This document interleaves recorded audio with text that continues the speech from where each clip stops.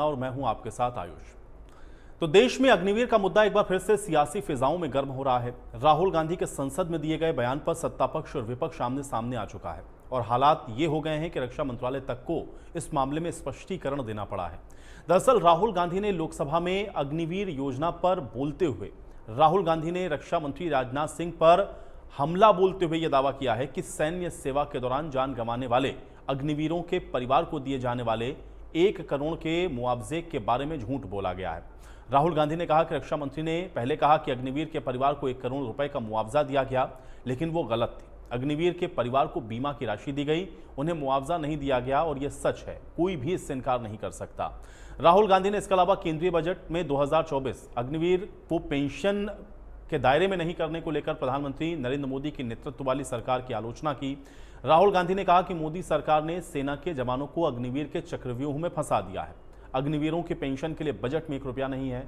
आप खुद को देशभक्त कहते हैं, लेकिन जब अग्निवीरों की मदद करने और सैनिकों को पैसा देने की बात आती है तो आपको बजट में 1 रुपया भी नहीं दिखाई देता।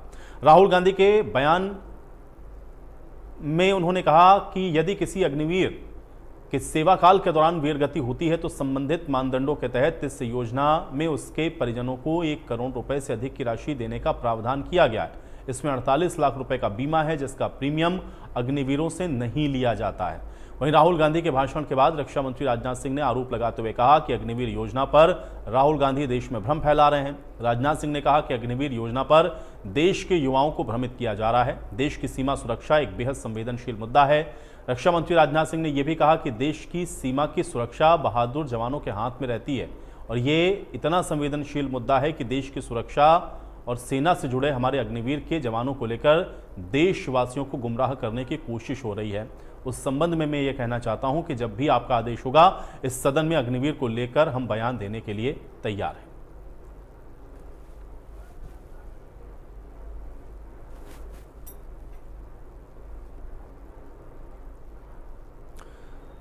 तो अग्निवीरों को लेकर के आप देख रहे हैं कि लगातार अग्निवीर योजना को लेकर के सवाल हो रहे हैं।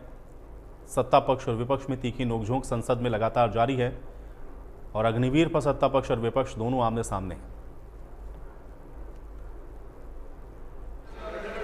सेना के जवानों को आपने अग्निवीर के चक्रव्यूह में फंसाया। सही बात। इस बजट में अग्निवीरों के पेंशन के लिए 1 रुपया नहीं है। आप अपने आप को देशभक्त कहते हो, मगर जब अग्निवीरों की मदद करने की बात आती है, जवानों को पैसा देने की बात आती है, तो बजट में आपको 1 रुपया नहीं दिखाई देता। उनकी पेंशन के लिए 1 रुपया आपने नहीं दिया, तो उनको आपने अग्निवीर के चक्रव्यूह में फंसाया। सर, जो पद्मव्यूह वाले हैं उसको चक्रव्यूह को पद्मव्यूह भी कहा जाता है। सर, जो पद्मव्यूह वाले हैं इनको गलतफहमी है। ये सोचते हैं कि देश के युवा, देश के पिछड़े लोग अभिमन्यु हैं। देश के पिछड़े लोग अभिमन्यु नहीं है, अर्जुन है। और वो जो आपका चक्रव्यूह है उसको फोड़ के फेंक देंगे, फेंकने वाले हैं।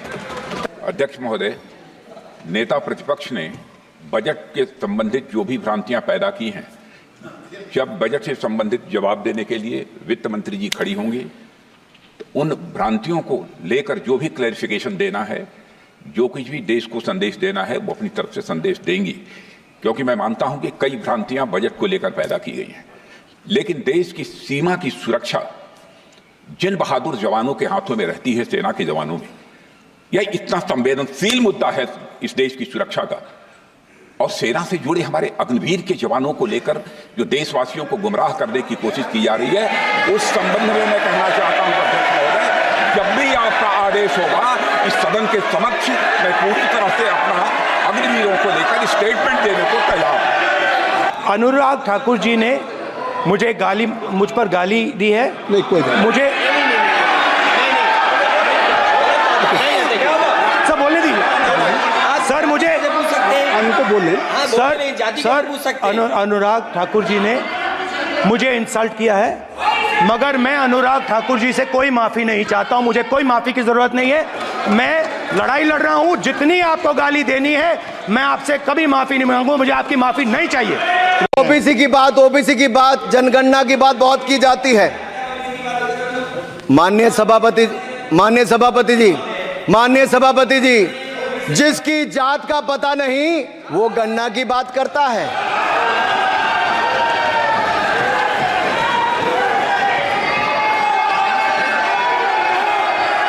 जिसकी जात का पता नहीं वो गन्ना की बात करता है। जो भी स्पीकर सर, जो भी इस देश में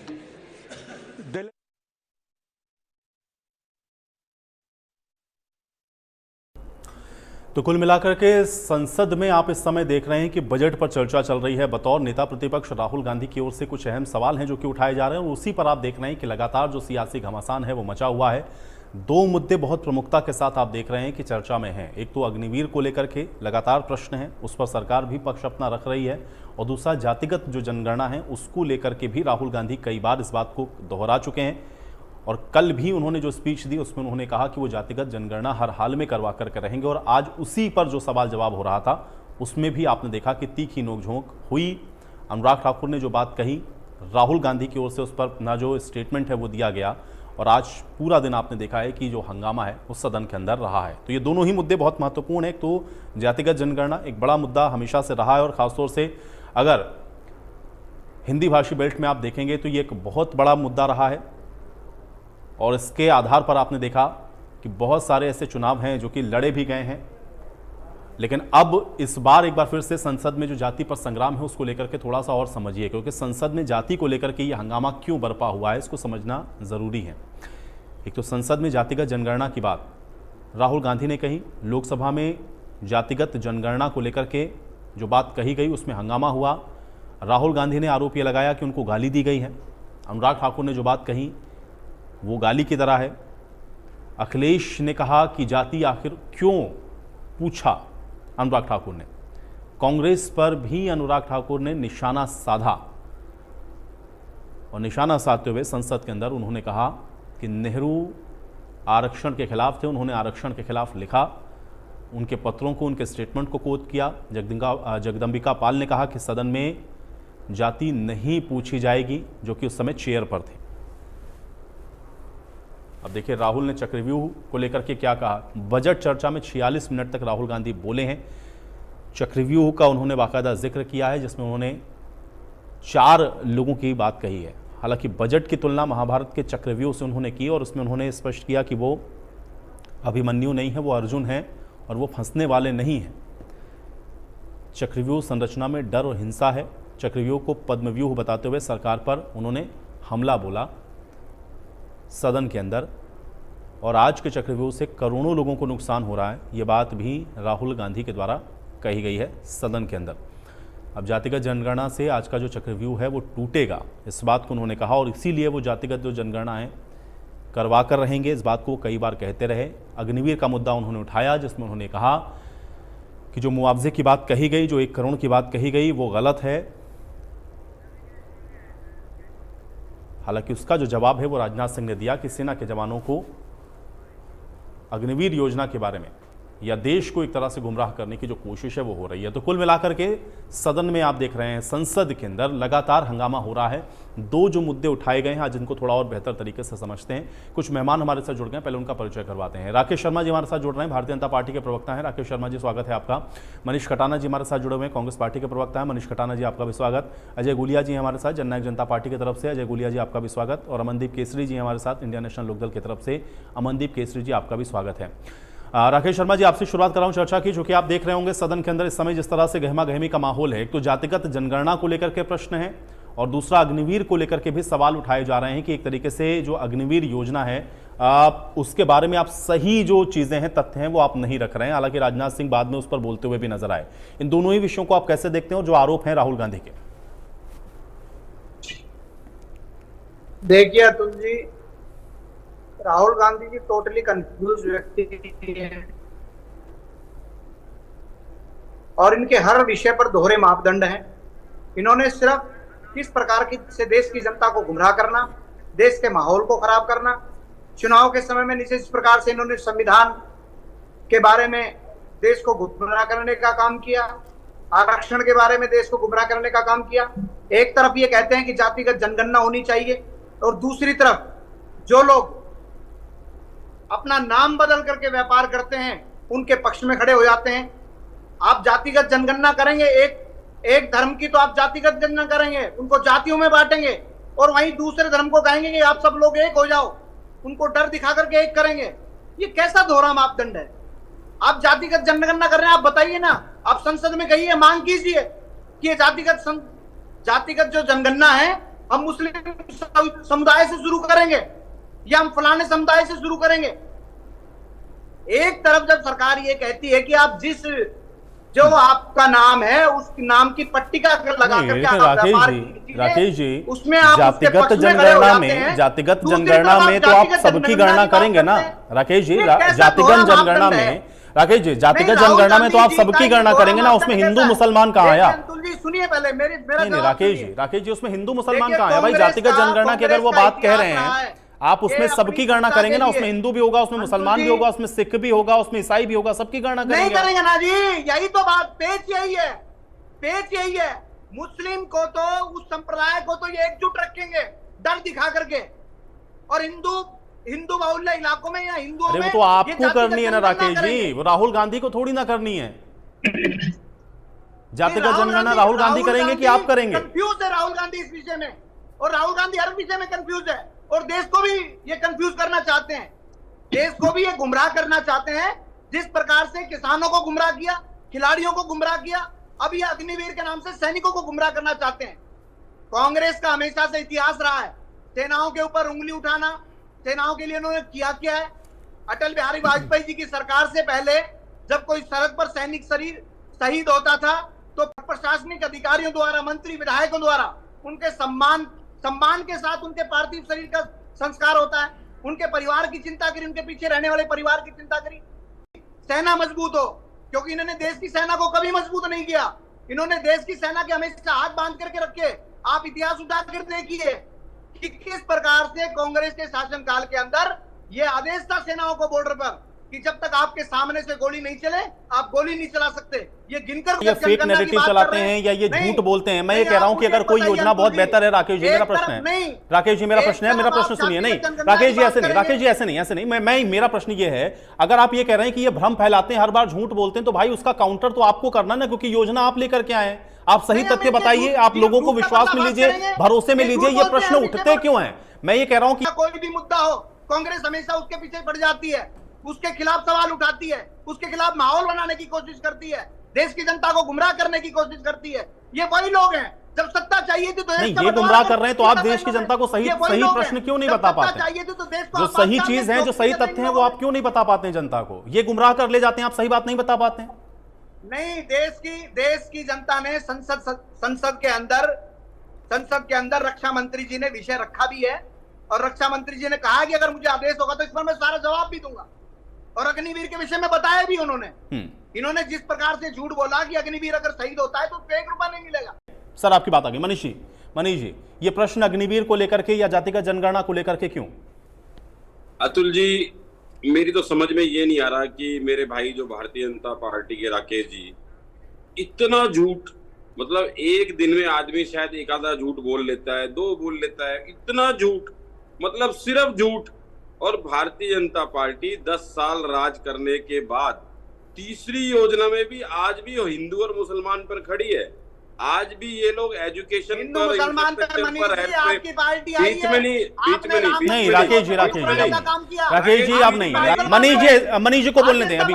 राकेश जी नहीं, ऐसे नहीं, इंटरप्ट नहीं राकेश जी फिर आप भी पूरी चर्चा भर इसी तरह से इंटरप्ट होते रहेंगे। राकेश शर्मा जी आप इसी तरह से पूरी चर्चा भर इंटरप्ट होते रहेंगे, लोग आपको ऐसे ही टोकेंगे, इसलिए अभी सुनिए, आपको मैंने समय दे दिया। दूसरी स्टेटमेंट में कहते हैं कि राहुल जी किसानों को बरगलाते हैं, राहुल जी खिलाड़ियों को बरगलाते हैं, राहुल जी सैनिकों को बरगलाते हैं।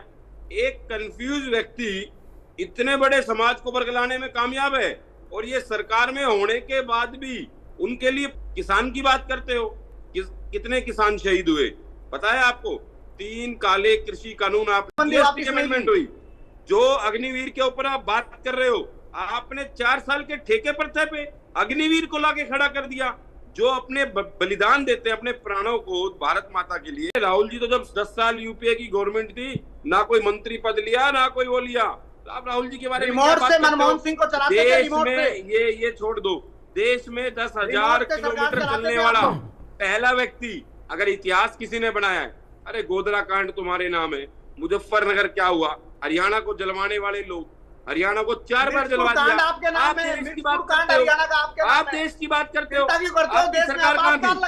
अरे fail law and order, failure government है, नो विजन गवर्नमेंट है, आपको शर्म आनी चाहिए। ठीक है, चलिए अब आप लोग तो आपस के आरोप प्रत्यारोप में वो उलझ गए। मैं अजय गुलिया जी का रुख कर रहा हूँ। अजय गुलिया जी, अजय गुलिया जी, अजय गुलिया जी, अजय गुलिया जी, राकेश जी, राकेश जी आ गई। बात करते हो, आगे बढ़ो। राकेश जी बात पे बात करो, हेल्थ पे बात करो, एजुकेशन पे बात करो। अरे राकेश जी अभी आऊंगा मैं आपके पास, अभी आऊंगा मैं आपके पास। अपने समय के जो सदन के अंदर जो प्रश्न उठाए राहुल गांधी ने, हिंदू मुसलमान, अजय गुलिया जी छोड़ दो। मनीष जी, मनीष जी, ठीक है मनीष जी आपकी बात आ गई। 1 सेकंड, गुलिया साहब, अजय गुलिया जी आपको आवाज मिल रही मेरी? देखिए चित्रांश जी, मैं एक चीज बिल्कुल आ रही है, आपको मेरी आवाज आ रही है? जी जी जी।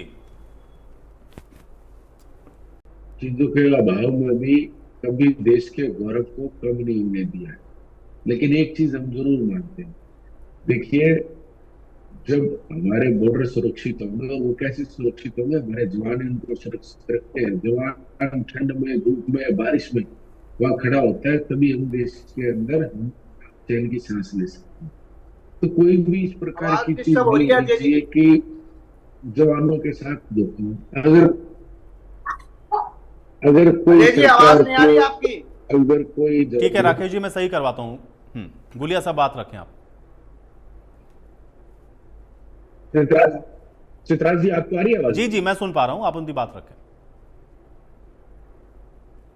तो देखिए, हमें भी इस सेना के जवान जय किसान, किसान अन्न पैदा करता है और जवान देश की सुरक्षा करता है। अगर कोई भी ऐसी चीज है, देखिए कोई भी जवानों को लेकर के अच्छा सुधार, उसमें राहुल गांधी भी दे, उसमें क्या, राहुल गांधी भी नेता विपक्ष है। राजनीतिक बयानबाजी ऐसी नहीं होनी चाहिए कि जिससे सेना का मनोबल गिरे या घटे, परंतु इसमें कोई दो राय नहीं। देखिए, एक चीज से मैं उनकी इस बात से जरूर सहमत हूँ कि जो सेना के जवान हैं वो अपना सर्वस्व बलिदान करते हैं हमारी आपकी सुरक्षा के लिए। और अगर मैं उनके परिवारों की बात करूं तो एक माँ अपना लाल भेज देती है, एक पत्नी अपना मंगलसूत्र भेज देती है और एक बहन अपनी राखी भेज देती है बॉर्डर पर, ताकि हम लोग सुरक्षित रहें। वो तो सेना के जो जवान हैं उनके लिए जितनी भी योजना बनाई जाए, जितने भी उनको नहीं, लेकिन गुलिया साहब ये अग्निवीर योजना पर भी वो प्रश्न है कि भाई आप उनकी सिक्योरिटी का ख्याल नहीं रख रहे। आपने उनकी जो सुरक्षा, सामाजिक सुरक्षा है जिसमें पेंशन देनी चाहिए, आपने उसके लिए कोई एलोकेशन बजट के अंदर नहीं किया। ये जो सवाल हैं अग्निवीर को लेकर के, इसको जननायक जनता पार्टी पेंशन की सिक्योरिटी नहीं होगी और उनकी तरफ से सरकार को बजट में पैसे को लेकर के एलोकेशन नहीं होगा, तो सवाल उठने जायज है, वाजिब भी है। तो जवानों के पेंशन का मुद्दा हो चाहे, और मैं तो एक शब्द को अभी कुछ छाती प्रवक्ता यूज कर रहे थे, मुआवजा। आप किसी की जान का, खास करके जवान की जान का मुआवजा नहीं दे सकते। तो आर्थिक सहायता आप ये कह सकते हैं कि आर्थिक सहायता उस परिवार को दी जाती है ताकि उस परिवार को किसी भी विकट आर्थिक परिस्थिति से गुजरना ना पड़े।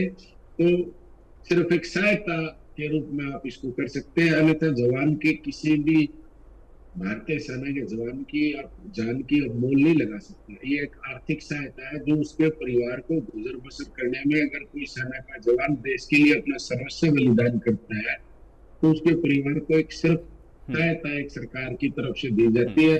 ठीक है, तो अजय जी आपका ये मानना है कि उसकी सुरक्षा, सामाजिक सुरक्षा, खासतौर से पेंशन या इन सारे विषयों पर सरकार को विचार करना चाहिए?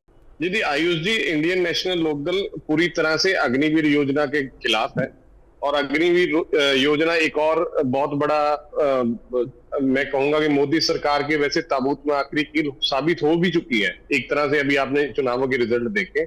और अग्निवीर योजना जो है बहुत अहम मुद्दा है, ना केवल देश के लिए बल्कि प्रदेश के लिए। प्रदेश, हरियाणा प्रदेश से एक बहुत बड़ी संख्या में युवा देश की सेवा के लिए जाते हैं और हरियाणा प्रदेश को इसलिए ये मुद्दा बहुत ज्यादा इफेक्ट करता है, बहुत ज्यादा हरियाणा प्रदेश के लिए महत्व रखता है। और आयुष जी देखिए, इसके अंदर कितनी नाकामी जो है भारत सरकार की है।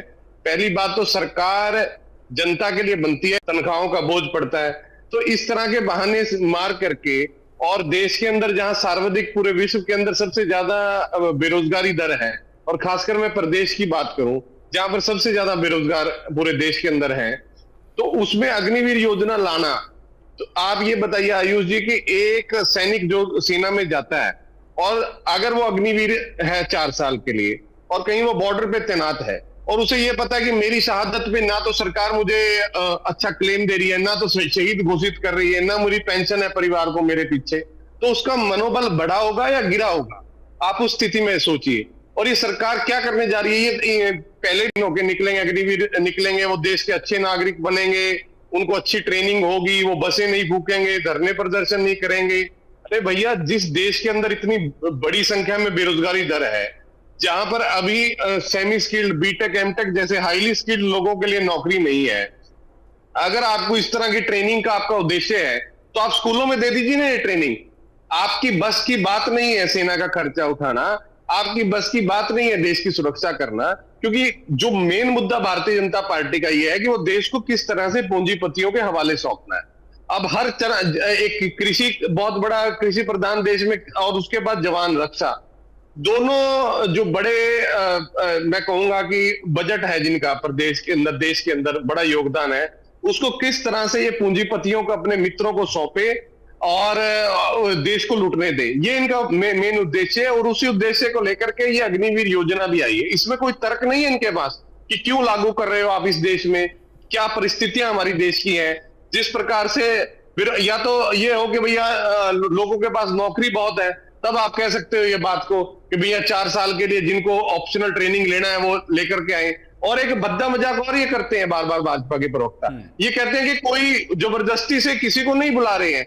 अरे भाई, जब खाने की रोटी के लाले पड़े हो युवा को, उसको तो नौकरी की तलाश कर रहा है वो तो हर जगह जाएगा। आपने देखा नहीं, एक चपड़ासी की नौकरी पर पीएचडी तक के फार्म आते हैं और लाखों की संख्या में आते हैं। इस प्रकार की स्थिति के अंदर, देश के अंदर आप ये योजना लेकर के आ रहे हैं। मैं बिल्कुल मानता हूं इंडियन नेशनल लोकदल पार्टी है कि एक और भारतीय जनता पार्टी का कुप्रबंधन है, अनाड़ियों के हाथ में सरकार है, और ये बार बार हम कहते रहे हैं, देश की सरकार भी और प्रदेश की सरकार भी, इनको कोई मतलब नहीं है सामाजिक सरोकार से, जनता के हितों से कोई मतलब नहीं है। मैं फिर कह रहा हूं कि सरकार का पहला उद्देश्य जनता की भलाई के लिए बनती है सरकार, कोई नफा नुकसान की कंपनी नहीं बनती है। लेकिन इन्होंने तो अपने मित्रों के साथ, ये वही पूंजीपतिवाद के लोग हैं, इन्होंने तो हर चीज में नफा नुकसान देखना है कि कहां पर प्रदेश का नफा हो रहा है, कहां नुकसान हो रहा है। आप कह रहे हैं नफा नुकसान के लिए एक और गलत योजना ये लेकर के आए। ठीक है राकेश जी, जवाब दीजिए। पूंजीपतियों को देश के हवाले करने के लिए एक और योजना है। अमनदीप जी, एक सेकंड। राकेश जी, राकेश शर्मा जी, आवाज मिल रही है आपको? मनदीप जी जैसे कह रहे थे कि पूंजीपतियों के हाथ में देना था, ये लोग वही लोग हैं जिनकी सरकारों को भी हरियाणा में देखा है, और किस प्रकार से लूट और भ्रष्टाचार के कारण से इनके सुप्रीमो को जेल हुई थी। 10 साल का जेल का शासन भी इन्होंने देखा है, और आज भी अमित शाह को भी जेल हुए ना। लोकसभा चुनाव के अंदर एक वोट उकलाना विधानसभा में इनका आया।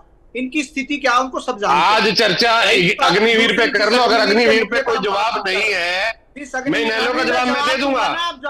अरे तेरे पास, तू खुद कभी चुनाव लड़ा है, अग्निवीर पे तेरा जवाब है नहीं, तू वोट की बात कर रहा है। से बात कीजिए, आप क्या मुद्दे अमनदीप जी, लेकिन हाँ ठीक है, शब्दों का चयन थोड़ा सा, तो मुद्दे में बात करो। तू तड़ाक नहीं अमनदीप जी, अमनदीप जी नहीं, ये नहीं, तू तड़ाक नहीं, बात करो, मुद्दे में बात करो। नहीं पर्सनल बात नहीं करेगी अमनदीप जी, ऐसे नहीं। अरे गुंडा तू है अमनदीप जी नहीं, तू तड़ाक नहीं, अमनदीप जी नहीं, अमनदीप जी नहीं, भाषा की मर्यादा रखें, भाषा की मर्यादा रखें। ये तू तड़ाक नहीं, तू तड़ाक नहीं, ये किस तरह के शब्द हैं? अमनदीप जी नहीं, बिल्कुल नहीं, बिल्कुल भी नहीं, ये मैं बिल्कुल भी बर्दाश्त नहीं करूंगा।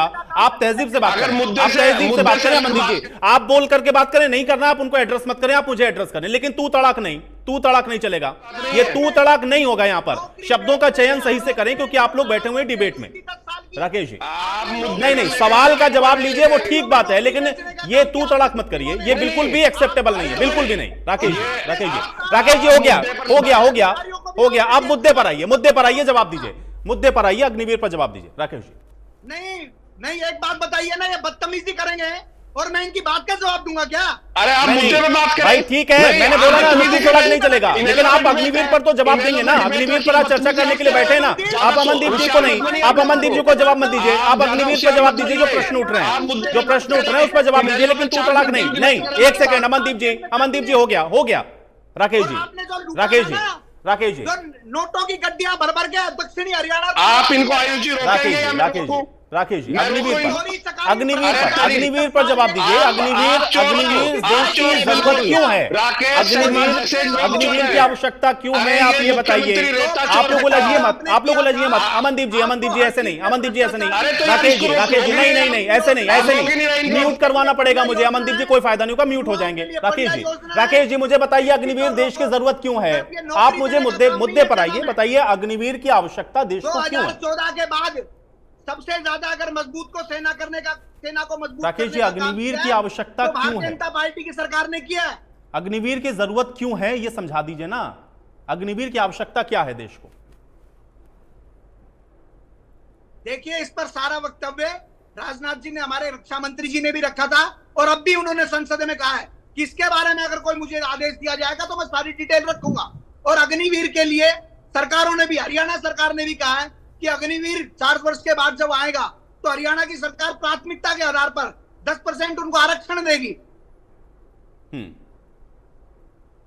मनीष जी 10%, क्योंकि आज जिस गति से विश्व के अंदर बीजेपी आरक्षण मिलेगा। आप लोग कहते हैं कि युवा क्या करेगा, वो ये कह रहे हैं जो 4 साल ड्यूटी करके आएगा उसको ये लोग उसको अलग अलग जगहों पर आरक्षण देंगे। बीजेपी के मंत्रियों के यहाँ गार्ड की नौकरी करेंगे। ठीक है, एक सेकंड मनीष जी। अरे मनीष जी, ये कांग्रेस की सोच है, कांग्रेस की सोच के साथ तो आप राकेश जी कभी नहीं जा सकते। कभी नहीं जा सकते आप। अगस्ता का मामला अभी देश में अग्निवीर किसी एक सैनिक को लाइन पे लो और पूछो। आपकी सरकारों में जिस प्रकार से किसान और जवान आसमान तक घोटाले किए थे, आपको उन घोटालों की आदत पड़ चुकी है। चाहिए, इसलिए सरकार चलानी नहीं आती है। देश के टुकड़े करने में जो भी काम होंगे हिंदू और मुसलमान के अलावा करोगे क्या 10 साल में? आप लोग विदेशी ताकतों के हाथ में अयोध्या क्यों हारे? आप नहीं चाहते कि देश मजबूत हो। बद्रीनाथ में क्यों हारे? आप चाहते ही नहीं देश मजबूत हो। आप अयोध्या क्यों हारे? आप चाहते ही नहीं देश मजबूत हो। राम के नाम पर वोट मांगते हो। आप चाहते ही नहीं देश मजबूत हो। अरे काम कौन करेगा? अब आप तो राम को ही नहीं मानते। आपकी पार्टी तो राम को ही नहीं मानती। सोनिया गांधी ने कहा था राम अयोध्या क्यों हारे? पर चर्चा करते करते आप लोग अयोध्या और राम पहुंच गए। सोनिया गांधी ने कहा था राम तो अरे राकेश जी भाई, मुद्दों पर रहेंगे तो मुझे लगता है बेहतर रहेगा, नहीं तो ये योजना क्यों लागू करी? आपको उस पार्टी के अग्निवीर के क्या फायदे हैं? जिस पार्टी में लोग देश के जवान को अग्निवीर से क्या फायदा है? 10 साल देश के जवान को अग्निवीर से क्या फायदा है? आप लोगों ने आपने अग्निवीर क्यों लागू करी? मजबूत होगी, अग्निवीर से देश की सेना मजबूत होगी। 1 रैंक 1 पेंशन क्या हुआ? 17 से 25 साल का युवा 1 रैंक 1 पेंशन क्या हुआ? जब देश के लिए लड़ेगा 1 रैंक 1 पेंशन का क्या हुआ? देश की सेना मजबूत होगी अग्निवीर 4 साल की नौकरी से। आप लोग जिनके लिए काम करना चाहते हैं, आपके सामने सरकार झुकने वाली नहीं है। जिन भारत विदेशी ताकतों के हाथ में आप लोग जवान, किसान, जिसके लिए आप महिला पहलवान का काम किया, कोई भी नहीं छोड़े। जिसके लिए आपने किसानों को बदलाने का देश का युवा, आज देश के सैनिकों को बदलाना चाहते हो। देश में देश का युवा खाली झूठ बोलने से क्या हो जाएगा? यहाँ चिल्लाने से क्या हो जाएगा? अग्निवीर योजना में भर्ती हो रहा है। अग्निवीर के फायदे बताओ ना। आप लोग पता है क्या के फायदे बताओ। आपने अग्निवीर योजना लागू क्यों करी? कि अग्निवीर में भर्ती किसानों के काले कृषि कानून बिल वापस क्यों लिए? बताओ। एक वर्ग को भड़काए अग्निवीर के लिए, अच्छा, और दूसरे वर्ग को चुपचाप आप जोड़ने का काम करते हो। ये योजना है आपकी योजना को देश समझ रहा है, हरियाणा की योजना को देश समझ रहा है। उत्तराखंड कभी नहीं चाहती आपका काम क्या है? देश की सीमाएं, देश की सीमाएं मजबूत हो। दंगाइयों की पार्टी है, दंगे के अलावा करते क्या हो? दंगाइयों की पार्टी नहीं, दंगाइयों की पार्टी कांग्रेस है। दंगाइयों और करते क्या हो? 14 अगस्त 1947 को अरे हेल्थ लाखों पे बात हिंदुओं को करो मारने ना। का काम किया था पंडित जवाहरलाल नेहरू ने। हेल्थ पे बात करो, सिर्फ अपनी उलट सत्ता चलिए, पाने बात के लिए करो। देश के टुकड़े कर मुद्दे पर दिया आ जाते लोगों हैं। ठीक है, ने। बहुत देर हो गया भाषा, ठीक है, एक काले सेकंड धन पे मनीष बात मनीष करो। जी, नहीं ठीक है, अब आप लोग एक दूसरे को इसी तरह से अगर पोक करते रहेंगे तो ऐसे ही चर्चा चलेगी। मुद्दे पर पॉइंट टू पॉइंट बात करते हैं, मुद्दे पर पॉइंट टू पॉइंट बात करते हैं ना भाई। उन्होंने आपसे पूछा कि आप अग्निवीर के फायदे बताइए, आपने कहा इससे सेना मजबूत होगी, कैसे मजबूत होगी आप वो बताइए साथ में। ये इस तरह से पॉइंट टू पॉइंट आप एक दूसरे को करते रहेंगे, इससे कोई फायदा नहीं। राकेश जी, कोई फैक्ट्स बता सकते हैं, कोई तथ्य आप रख सकते हैं, कोई फैक्ट्स बता सकते हैं कि अग्निवीर की आवश्यकता आखिर इस देश को इसलिए थी, इसलिए सरकार ने अग्निवीर योजना को लागू कर दिया। इतनी तो तैयारी आपको करके आना चाहिए था ना इसको डिफेंड करने के लिए। आप राजनाथ जी के ऊपर डाल दे रहे हैं कि राजनाथ सिंह बताएंगे सदन के भाई प्रवक्ता हैं आप भी, तो बताइए इसके फायदे क्या हैं। के लोग आरोप लगा रहे हैं, इनकी मंशा को आप समझिए। इनको अग्निवीर से कोई लेना देना नहीं है। इनकी मंशा तो ठीक है, आप जनता को तो एड्रेस कर रहे हैं ना राकेश जी। आप हरियाणा प्रदेश की जनता को एड्रेस कर रहे हैं कि नहीं कर रहे हैं? राकेश जी आप हरियाणा प्रदेश की जनता को एड्रेस कर रहे हैं कि नहीं कर रहे हैं?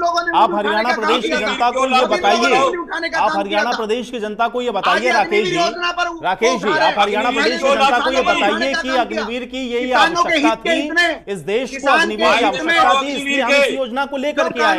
लेकिन आप वो बता नहीं रहे राकेश जी, आप इधर उधर की बातों में उलझ गए। अरे इनके पास है ही नहीं कुछ कहने के लिए।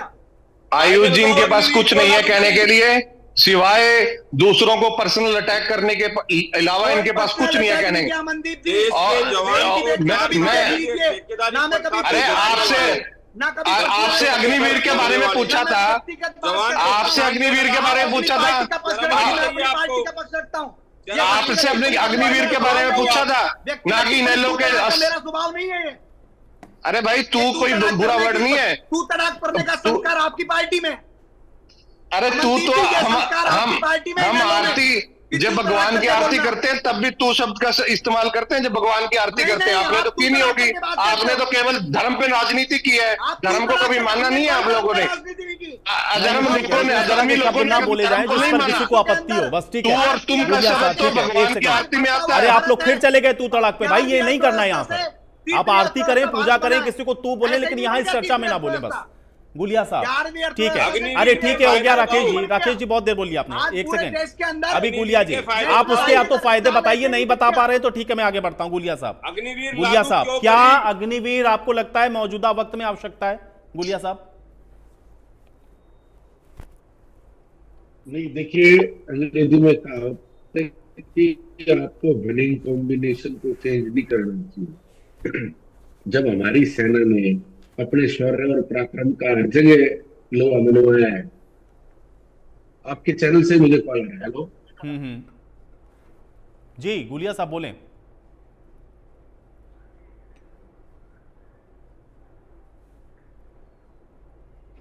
का लोहा मनवाया है, तो इस बदलाव की आवश्यकता क्या थी? जिस प्रकार से पूर्व में रही सरकारों ने हमारे एजुकेशन सिस्टम को बदलने का प्रयास किया है।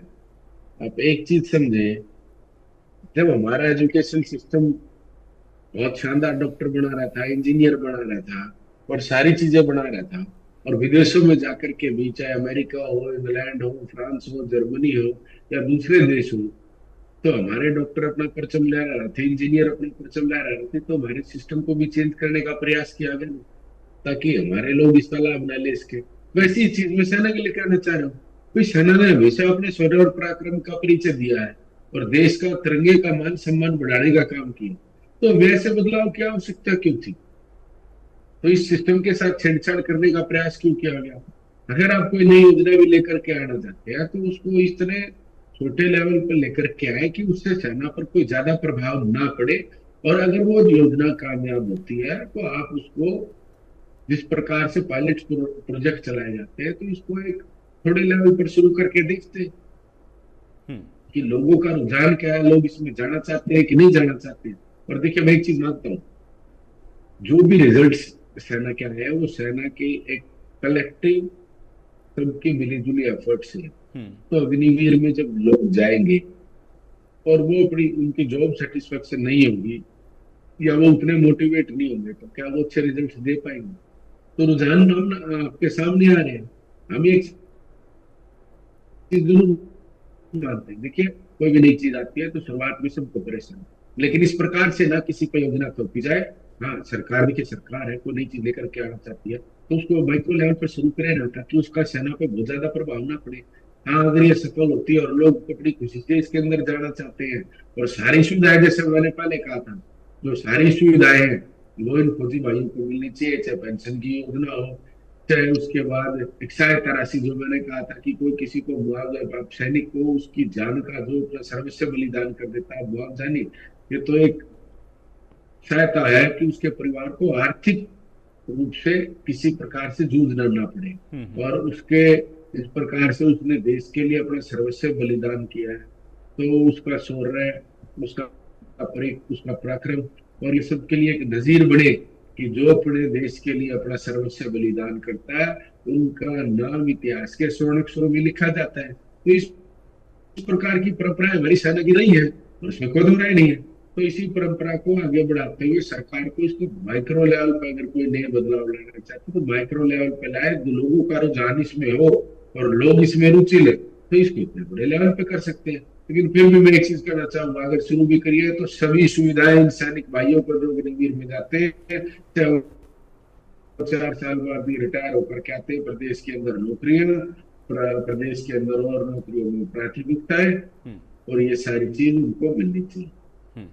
अमनदीप जी, देश की सुरक्षा के लिए यह आवश्यक था, इसलिए राकेश जी कह रहे हैं कि हम लोग ये इस तरह की योजना को लेकर के आए और आप लोग सिर्फ गुमराह करने का काम कर रहे हैं। देखिए आयुष जी, जिस संगठन के लोगों को तिरंगे से नफरत हो, जो संगठन अपने मुख्यालयों तक भी तिरंगा नहीं फहराता हो, जो संगठन में कभी दशकों तक या पिछली पीढ़ियों तक देखो कोई सेना में नहीं भर्ती हुआ हो, जिनको सेना से, फौज की दूसरी टुकड़ियों से इतनी नफरत हो, जो केवल धर्म के नाम पर लोगों को मूर्ख बनाने इस्तेमाल करते हैं और धर्म का ज्ञान भी जिनको नहीं हो, उन लोगों से यही अपेक्षा है। उन लोगों को उस भावना का कभी भी आदर नहीं कर सकते जिस भावना से एक वीर जवान, अगर एक माँ अपने बेटे को फौज में भेजती है, वो देश सेवा की भावना उनके अंदर पैदा ही नहीं हो सकती और उनसे हम ये उम्मीद भी नहीं कर सकते कि वो इस चीज का जो है अच्छा जवाब दें। और इसी कारण से ये योजना आई है। और भारतीय जनता पार्टी ये पहली बार नहीं है, आपने देखा हो कृषि कानून आए और भी अधिक योजनाएं आई थी, वो भी पहले वो यही कहते थे भारतीय जनता पार्टी के सारे प्रवक्ता, सारे नेता कि नहीं वापिस होंगे, कानून बन गए। तो ये पार्टी, जैसे सियाने कहते हैं कि 100 जूत भी खाती है और ये फिर उसके बाद मान भी जाती है। और ऐसे ये प्यार से मानने वाले लोग नहीं है, इनको कोई धरातल का ज्ञान नहीं है।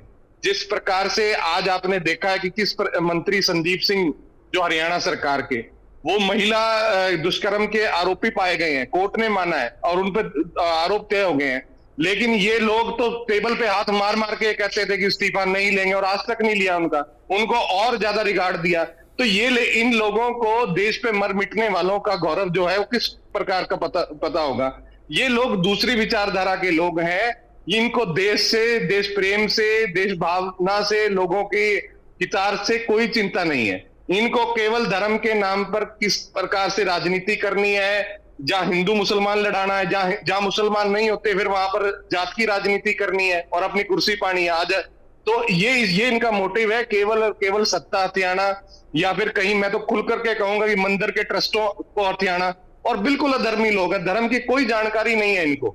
और अगर इनके धर्म पे और इनके अज्ञानता पे कोई सवाल उठाए तो उसको देशद्रोही कह देते हैं।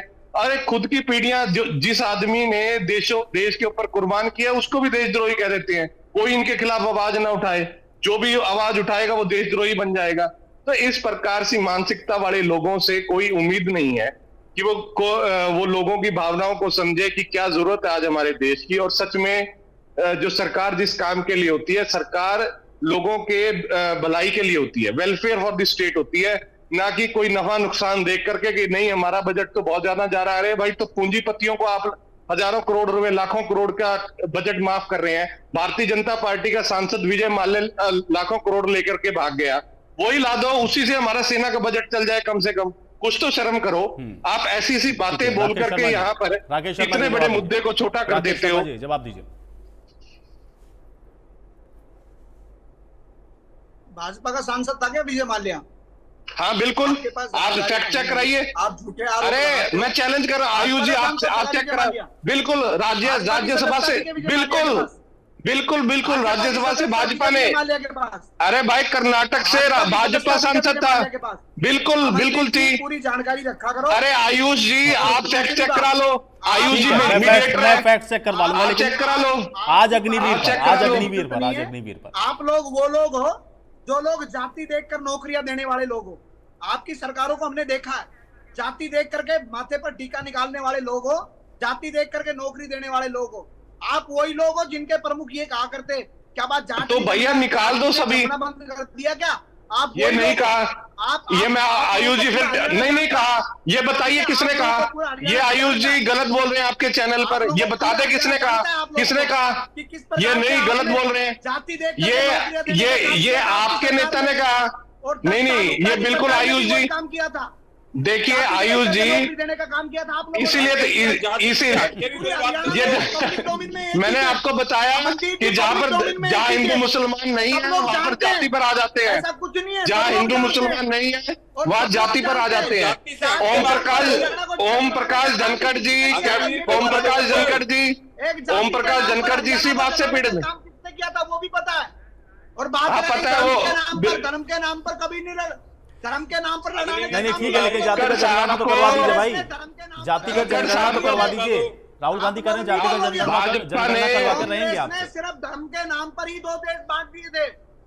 पाकिस्तान धर्म के नाम पर बनाया था कांग्रेस ने। आप एजुकेशन पे वोट मांग रहे हो, धर्म के नाम पर पाकिस्तान बना दिया था। इन्होंने धनखड़ साहब को इसलिए हटा दिया, धनखड़ साहब को इसलिए हटाया कि एक वो जाति विशेष से संबंध रखते थे, इसलिए भाजपा ने धनखड़ जी को हटा दिया। भारतीय जनता पार्टी एक जाति विशेष पे टारगेट करती है। जाति पाति में आखिर पहुंचे गए। बहरहाल कहना ये है कि भाई संसद के अंदर जो जातिगत जनगणना या अग्निवीर को लेकर मुद्दा उठा, उसका किस तरीके से समाधान या जवाब दिया जाता है। बहुत शुक्रिया समय निकालने के लिए, चर्चा का हिस्सा बनने के लिए। तो संसद में आप देख रहे हैं कुछ मुद्दे हैं जिस पर आप देख रहे हैं कि लगातार सियासी संग्राम जारी है, लेकिन इसका हल क्या है और कैसे इसका जो काउंटर करना है सत्ता पक्ष को, वो संसद के अंदर होता है। इस पर पूरे देश की निगाहें हैं। आज इस खास पेशकश में मेरे साथ फिलहाल